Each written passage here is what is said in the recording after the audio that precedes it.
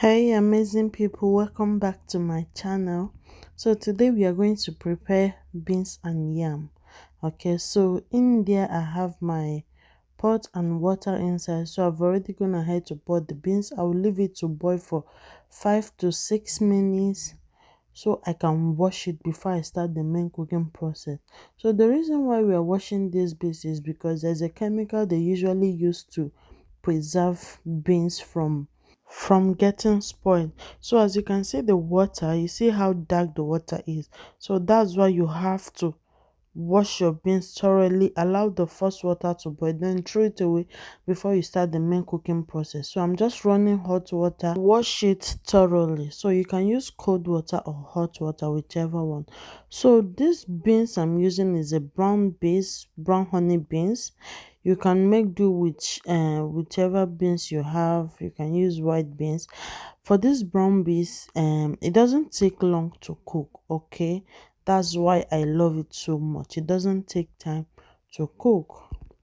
So once I'm done with the washing, I will pour it back inside the pot. The pot is already clean because I washed it again. So pour it back inside the pot and pour some water. Add enough water you know that will be okay for the beans. Okay, so after pouring the water, I will add 1 star cube Maggi. So the reason why I'm adding this star cube Maggi is because of the method which I'm going to prepare this beans and yam. We have different method of preparing beans and yam. Okay, so I just added this to give it more taste, and I added onions. Okay, do not add salt at this point, because if you add salt the beans will not cook properly. Okay, so I have 2 tomatoes and half onion. I use half for the beans. I don't have much onion in the house. Okay, that's why I'm using this. So I have this 3 red bell pepper. I just brought it out from the freezer. Don't mind the way it looks. Okay, so yeah, and also have 3 Scotch bonnet pepper. I will go ahead and use my food processor just to crush it, not to blend it thoroughly, just crush it. You see the way the red bell pepper looks. Is it red bell pepper? No, it should be tatashe, because red bell pepper is those big ones. So this one is like tatashe in Nigeria. So yeah, I will just wash those thoroughly and put them inside my food processor. Then please check the description box for all the ingredients I use for this recipe. Okay, I'm going to leave it in the description box. Feel free to check it out. I'm sorry I didn't show you guys the ingredients before starting the cooking process. Sometimes it's like that, taking out time to show all the ingredients, and it takes a lot of time. Okay, so I'm going to list them down in the description box.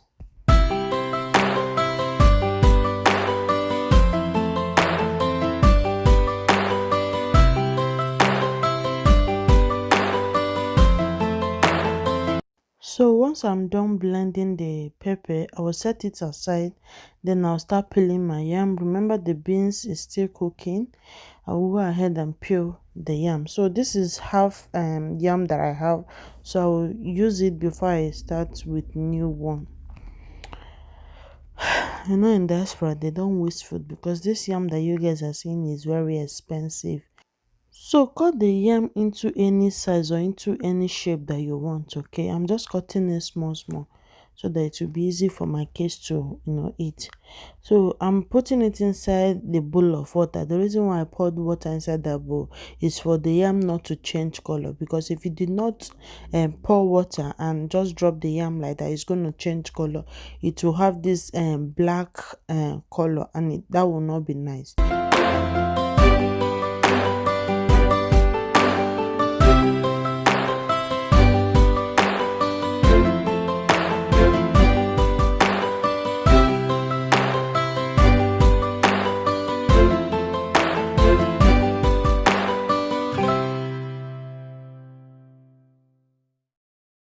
So once I'm done peeling the yam, I will set it aside. Then I'll start frying the tomatoes that I'll use for the beans. So I just added red palm oil. I use like 2 spoons.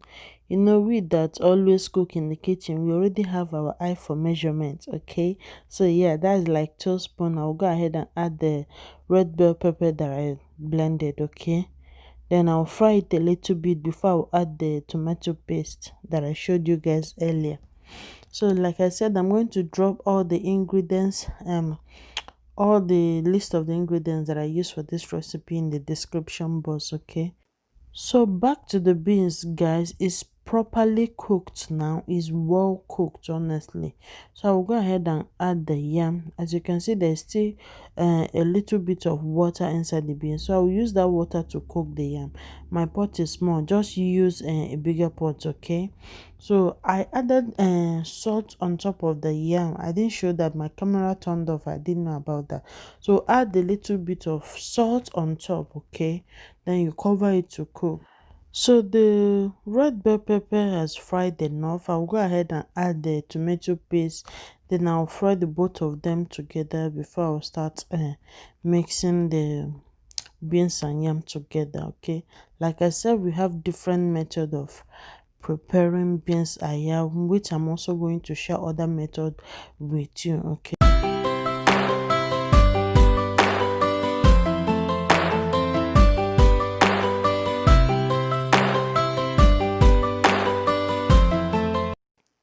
So the tomato is well fried now. I will go ahead and add all the seasoning that I will use. This is boiled tomatoes and spices and curry powder, 1 teaspoon of curry powder and two non-cube Maggi. Then I'll stir it and add crayfish.